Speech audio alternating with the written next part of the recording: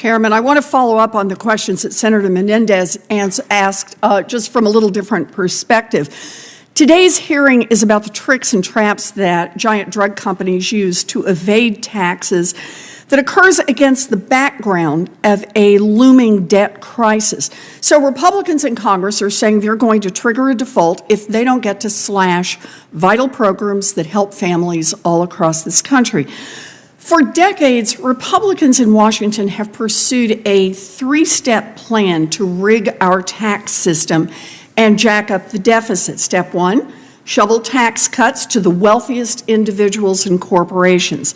Step two, slash funding for the IRS so that it can't catch rich tax cheats. And step three, whenever there's a Democrat in the White House, use the debt ceiling to hold our economy hostage. Now, Republicans pretend to care about fiscal responsibility, but the last time they were in charge, they pushed through tax cuts for the wealthy and rewarded big pharma and other multinationals for offshoring jobs and profits. Professor Ring, what impact did the 2017 Republican tax bill have on the deficit that the House Republicans now claim to care so much about? So CBO scored the 2017 Act as increasing the deficit by $1.9 trillion. $1.9 trillion. Okay. Because the Trump tax cuts allow giant corporations to pay a lower tax rate than teachers, firefighters, or nurses, our debt ballooned by nearly $2 trillion.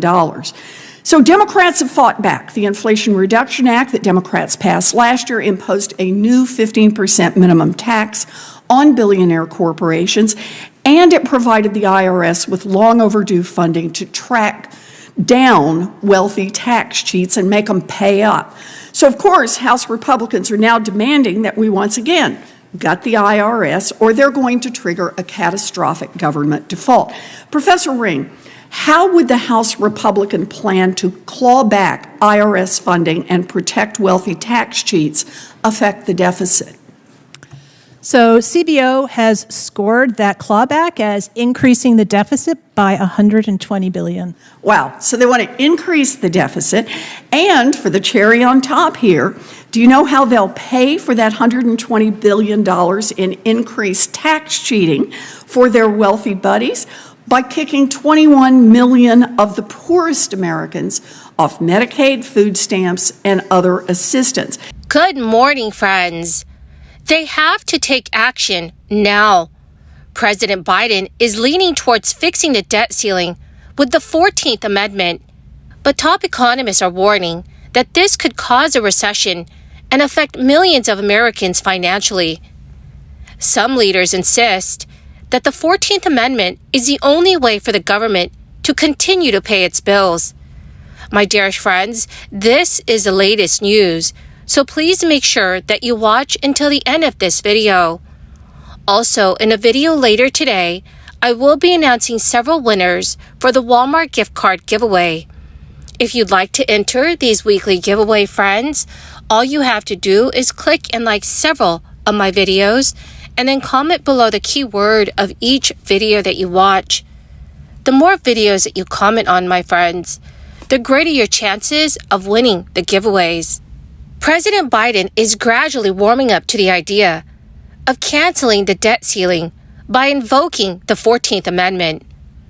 Economists have said that it might be worth the gamble. Mark Zandi, chief economist at Moody's Analytics, told Yahoo News, in the event that bipartisan talks fail to solve the crisis, using the law would definitely create turmoil, possibly plunge the U.S. into a recession, and surely start a legal fight.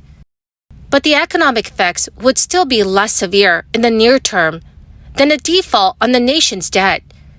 And it could eliminate the debt ceiling forever, offering a very significant weight off the economy. The comments came in the aftermath of a heated and unproductive meeting this week at the White House, after which House Speaker Kevin McCarthy immediately told reporters, "I didn't see any new movement from the hour-long conversation." The debate over invoking the 14th Amendment to solve a debt ceiling crisis stretches back for years and centers around online in the constitutional amendment ratified in 1868.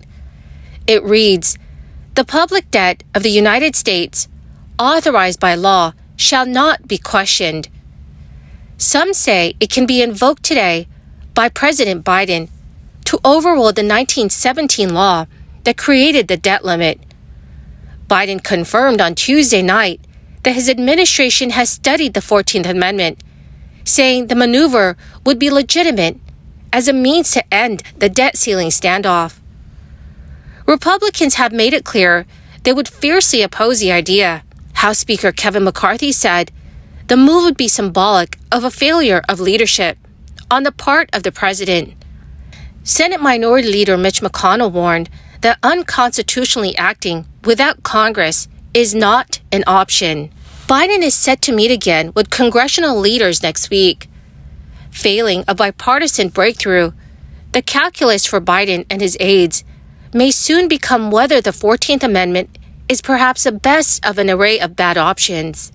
Janet Yellen told Newsweek, "Our priority is to make sure that Congress does its job. There is no way to protect our financial system and our economy other than Congress doing its job and raising the debt ceiling and enabling us to pay our bills. And we should not get to the point where we need to consider whether the president can go on issuing debt." Inflation is improving, which is obviously good news. The annual rate of inflation peaked at 9% last June. It is now at 4.9%. The year-over-year change in the cost of food, appliances, energy, and cars is coming down. However, consumers are unlikely to be excited about that. By some measures, consumer confidence is at a recessionary level, despite a growing economy and record low unemployment. The same gloom shows up in President Biden's approval ratings, which are mired in the low 40% range. Biden talks repeatedly about unprecedented job growth since he took office in 2021. A deeper dive into the effects of inflation during the entire Biden presidency helps explain the prevailing malaise. Economists pay attention to rate of price changes, which tells whether inflation is getting better or worse. When Biden took office in January of 2021, inflation was just 1.4%. Then 6 months later, inflation hit 5.2%, well above the Federal Reserve's 2% target rate. We know that there are several forces that led to push prices up, which were supply chain snarled by the crisis, a massive shift in consumer spending towards goods, and tight energy markets, and trillions in federal stimulus money that Congress flooded into the economy. But there are a few things that are getting more affordable, which is the cost of healthcare, appliances, and clothing. But costs for consumers are still going up. The 4.9% inflation rate in April was the lowest in nearly 2 years. For consumers, that is a smaller rise in prices. Well, my magnificent and most marvelous friends, that is the end of my daily stimulus update video for this morning. Thank you, dear friends, for being part of this community and for joining me here every single day. I will be announcing several winners in a video later today for the Walmart gift card giveaway. If you'd like to enter these Walmart gift card giveaway, friends, all you have to do is click and like several of my videos and then comment below the keyword of each video that you watch. My dearest friends, the more videos that you watch and then comment on, the greater your chances of winning the giveaways. Thank you and have a wonderful and very blessed Friday.